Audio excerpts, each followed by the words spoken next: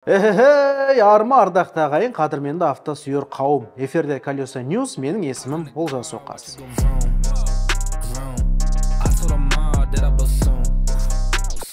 Чотам легализация не болып жатыр деп сұрадыңыздар. Мынандай жайт. 2022 жылдың 1 қыркүйегіне дейін кіргізілген көліктердің утил алымы қаңтардың 1-інде күшін жояды. Созылып кетті. Сол уақытқа дейін экология министрлігі заңға өзгерту енгізу туралы құжаттарды түгел дайындайды. Белгілі болғандай, стандартты утил алыммен алғашқы тіркеудің орнына бір реттік төлем қабылданады. Оның бағасы бір автомобиль үшін 200 мың теңге.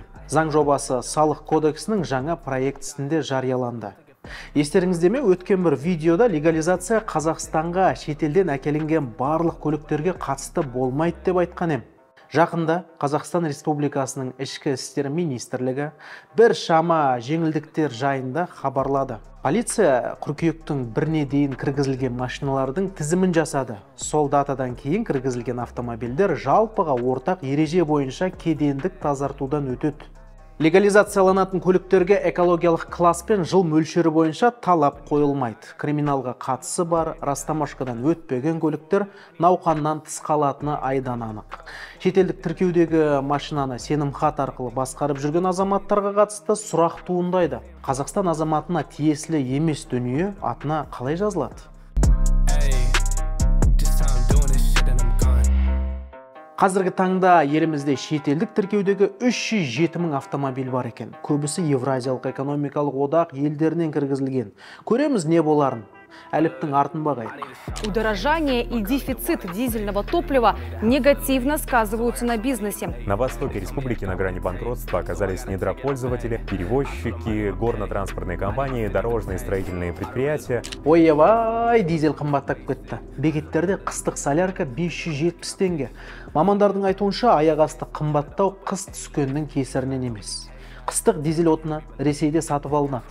Бізде қажетті көлемде сұйық отын өндірілмейді. Бағаның көтерілуі рубль курсымен тікелей байланысты. Тағы бір фактор.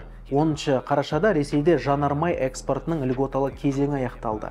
Яғни Евразиялық экономикалық одақ елдеріне ресейлік зауыттардан экспортталатын сұйық отынға акциз қолданылып, қосылған құн салығы төленеді. Бәрі бір-бірімен байланысты. Ресейде мұнай өнімдерінің экспортына шектеу шарасы 2023 жылдың қаңтарына дейін жалғасады. Жеңілдетілген автонесиеге қатысты мәселені көтерейік. Өтініш беруге арналған порталдың тестировкасы аяқталып жатыр екен. Процесс таза, мөлдір болу үшін арыз беру онлайн форматына өтеді. Ақша қайдан? Түсіндірейін. Револьверлік система бойынша ертеректе автонесие алып, уақытылы қайтарған кісілердің ақшасы қайта қаржыландыруға жұмсалады. Аккумуляцияланып жатқан қаражат көп емес. Бағдарламаға қосымша ақша құйылып жатқан жоқ, сондықтан жыл сайын 2 мың авто азаматтарға табыс етіледі. Индустрия және инфрақұрылымдық даму министрлігі қуды. Бұқаралық ақпарат құралдарында біздің авто өндірушілер Ресейдің артынан Евро 0 стандарты бойынша машина құрастырады деген информация тарады. Мыналар бізге Лада мен ескі УАЗиін тықпалап, зығырданымызды қайнатты.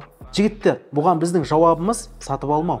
Жай ғана сатып алмайық. Опасыз Ресейдің мәнсіз оккупациясы үшін қазақтар Тойотасы қалды. Питерлік зауыт болды, келді. Қызметкерлері жұмыссыз қалған. Жыл сайын 100 мың машина өндірген авто құрастыру зауыты 2007 жылдан бері керемет жұмыс істеп тұрады. Бір сәтте маңдай тер зая кетті. Тойотаның Қазақстандағы офисі жыбырлай бастады. Желтоқсан айында бізге жапониялық RAV4 келеді. Өкінішке қарай мотор жалғыз 73 жылқысы бар 2 литрлі атмосферлы қозғалтқыш. Ең төменгі престиж комплектациясы 19 миллион 800 мың тұрады. Камридің мәселесі әлі шешілмеді. Сондықтан Колеса KZ-тегі хабарламалар жүректі ауыртады. Иелері қымбат сұрап жатыр. Toyota демекші, Америкада Тундра моделіне шоу түсірдік. Осы видео ертеңге дейін 8000 коммент жинаса бірден шығарамыз. Келістік пе? Видеоны чаттарда таратып, лайк басыңыздар.